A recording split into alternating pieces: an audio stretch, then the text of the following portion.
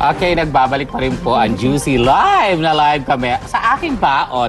Katatapos lang ng Mother's Day, may humabol pang dalawa ako ichichikang nanay. Unang-una, lumabas na sa isang talk show yung di umano'y nawawalang nanay ni Angeline Kim. Ha? May nawawala siyang mother?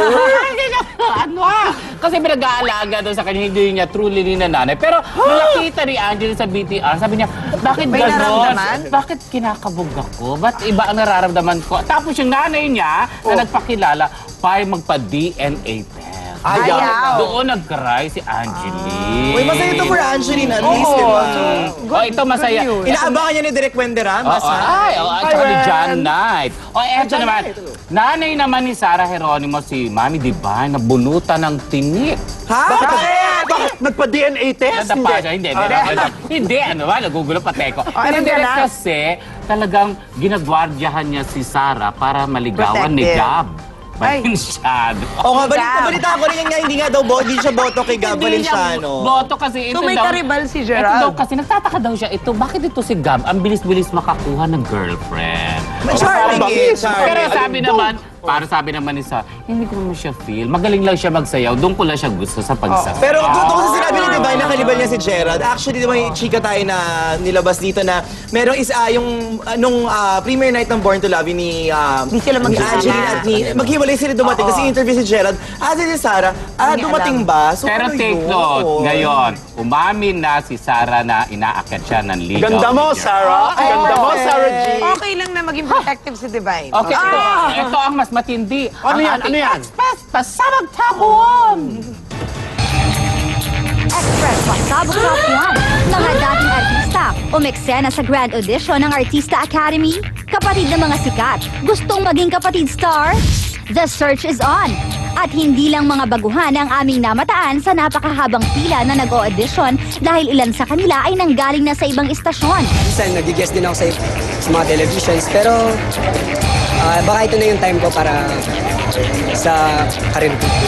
May isa ring naging co-host ni Kuya Will. Nag-audition po ako, nagbakasakali na matanggap sa Ang dami pala nag-audition, ang dami ng mga nangarap. Ako rin naman, nagbakasakali din ako, baka matanggap din ako. Pero ang higit na nakaagaw ng aming pansin ay ang mga kapatid ng sikat na gustong maging kapatid star at bumida sa TV5. Nagpaalam ka ba sa kapatid mo kay Aljura bago ka magpunta dito? May mga hiningi ka bang mga ano sa kanya? Kasi di ba galing din siya sa Artista Search. May hiningi ka bang advice sa kanya? Of course, humingi ako ng advice sa kanya. Then, okay naman sa kanya. Actually, sinabi ko sa kanya kung okay lang ba sa kanya. Sabi niya sa akin, it's for me to choose. Career ko daw to. Abangan kung sino-sino ang pasado sa ating mga hurado. Artista Academy, malapit nang magbukas. Balik po tayo dito sa Juicy. Talaga pong punong-puno ng lungkot tong araw na ito dahil na-discover rin namin na si Direk Mario O'Hara ay itinakbo rin sa ospital, hindi ba? At hindi rin masyadong magandang kalagayan. So let us also pray para kay Direk Mario. Pero, okay, live na live sa Makati Medical para bigyan tayo ng update ukol sa kalagayan ng ating pinakamamahal na si Mang Dolphy, ang ating natatanging si Laila Chicador. Ano madaling araw sa inyo, Direk, si Divine, si Icy at Shalala. Ako, nandito nga tayo sa Makati Medical Center at kanina nakapanayam natin si Ronnie Quizon at ang kwento nga niya wala pa ring pagbabago sa kalagayan o sa kondisyon ng ating pinakamamahal na comedy king. Although sabi nga ni Ronnie, may mga tubes na nakakabit, hindi nila makausap. Pero kapag hindi na nga raw makasagot itong si Tito Dolphy, pero syempre kapag kinakausap daw ng pamilya at ng mga dumadalaw, ay facial expressions na lang o yung tinataas-taas yung kilay. Ayan. At sabi pa nga ni Ronnie, pinipilit daw niyang patawanin. Kaya lang talagang kumbaga tough to beat ang kanyang comedy king. Hindi daw umuubra yung kanyang pagpapatawa kay Tito Dolphy. Tinanong ko rin yung national, yung tinatawag nating National Artist Award. Tinanong ko yon kay Ronnie Quizon kanina at ang sabi nga niya, mas maganda siguro kung paparangalan okay naman kung oo, okay rin kung hindi. Maraming salamat. Pero kung mapaparangalan nga raw ngayon, mas maigi dahil buhay pa ang kanilang ama. Hindi yung nagpapasalamat ang buong pamilya in behalf of the Comedy King. So ayan ang latest muna rito. Medyo tahimik ngayon at kanina medyo paunti-unti nakikita natin yung ibang mga kamag-anak ni Tito Dolphy na sabihin na nating nagbe-breather dito sa may bandang baba ng Makati Med. Nakita na rin nating umalis ang ating Diamond Star na si Miss Maricel Soriano sakay ng kanyang sasakyan. Si Miss Ai de las Ales, nagkaroon din tayo ng maiksing panayam at ang sabi nga niya talaga namang mahal na mahal si Tito Dolphy ng industriya ng showbiz at talaga namang isa siya sa pinakang the best talaga sa showbiz industry at mangyak-ngyak pa niya yon na sinasabi habang sumasakay siya sa kanyang sasakyan.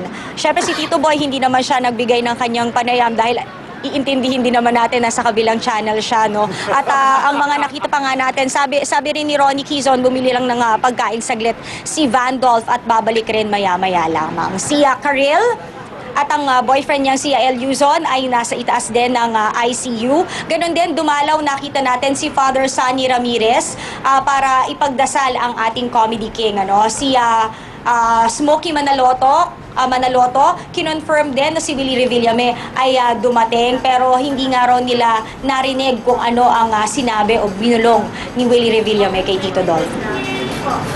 Ay, maraming salamat, Leila. Thank you for that Thank you, update. Lai. And let's all pray. Lahat tayo ay, ang buong bayan ay makakasama na nagdadasal na maging matahimik, maging matiwasay kung ano man ang mga dapat mangyari at ano man ang maging will ng Panginoon natin para sa pinakamamahal nating si Dolphy.